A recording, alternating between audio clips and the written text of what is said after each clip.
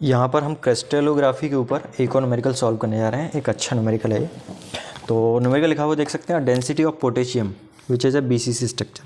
तो BCC structure है इसका एंड 1 एटम पर लैटिस पॉइंट, सेम चीज़ है, इज़ 0.85। तो इसकी जो डेंसिटी है, रो से दिखाते हैं डेंसिटी को। तो रो इक्वल्स दिया है 0.855 ग्राम पर सेंटीमीटर क्यूब। ठीक है। एटॉमिक वेट, एटॉमिक मास से एटॉमिक वेट दिया हुआ है इसका m इक्वल्स 39.09 ग्राम पर मोल।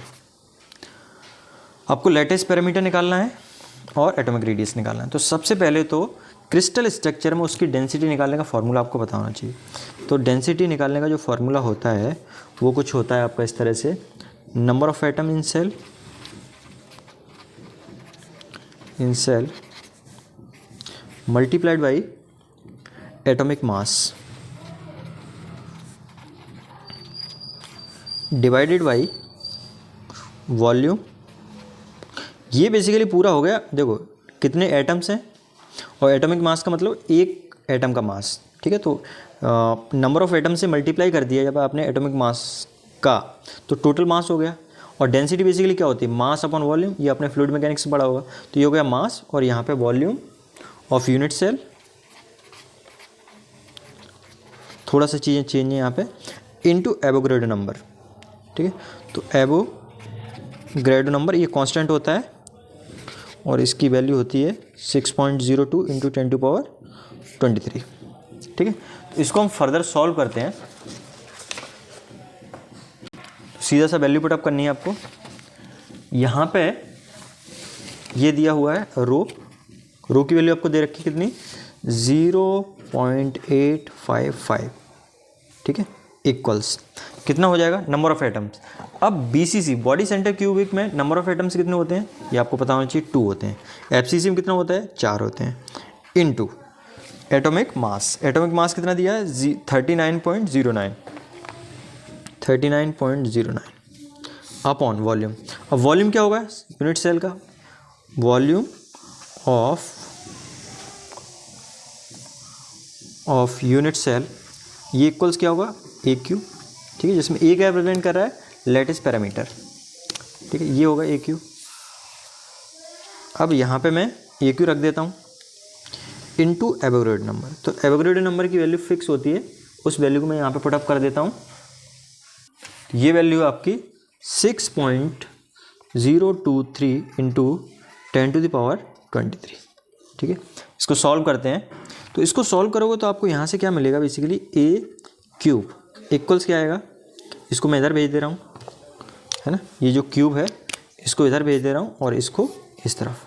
तो ए क्यूब इक्वल्स क्या आ जाएगा, 2 into 39.09 upon 0.855 into 6.023 into 10⁻23।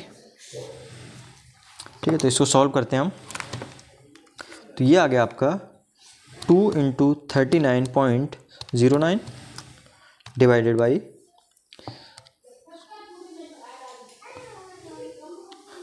0.855 into 6.023 into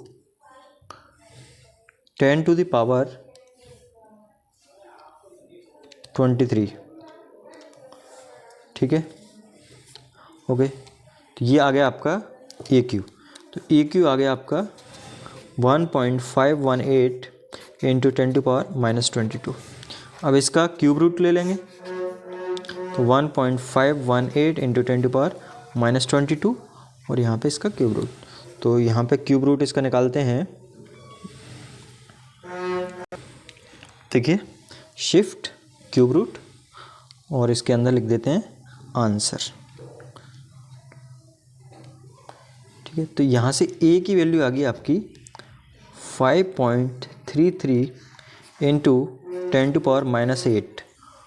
तो यहाँ पे आप देखेंगे जो सारी यूनिट है वो सीजीएस की फॉर्म में है। जैसे यहाँ पे क्या है, आप देखिए ये ग्राम में दिया है, ग्राम पर सेंटीमीटर क्यूब, है ना।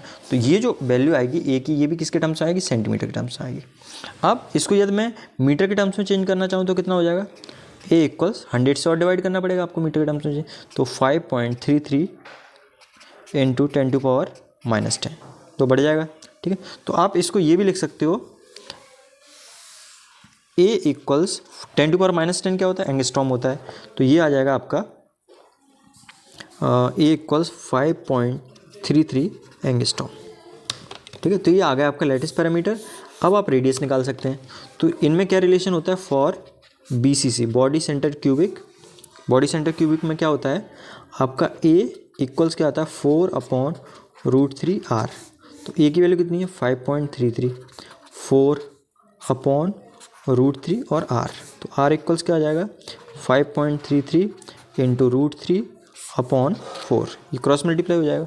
इसको सॉल्व करते हैं तो 5.33 इंटू √3 ये आ गया, डिवाइड करते हैं इसको 4 से। तो ये R की वैल्यू आ गई आपकी 2.3 एंगस्ट्रॉम। ठीक है, एटॉमिक रेडियस की वैल्यू ये आ गई आपकी।